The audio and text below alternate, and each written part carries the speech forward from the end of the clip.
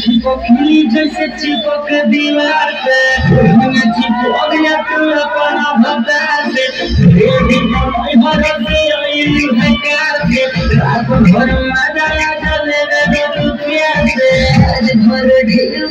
ढोढ़ी जानी छिलदा बने आज जानी हो वाला प्रियदा चिपकली जैसे चिपक दीवार पे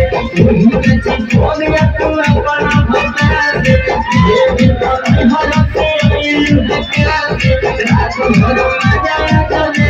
तू प्यासे आज भर ढेर ढोढ़ी जानी छिलदा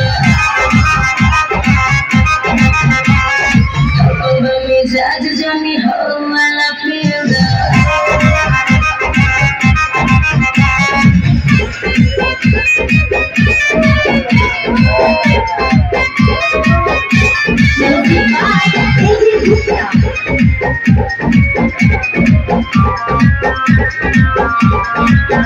पूरे देह मोर टूटतावे हो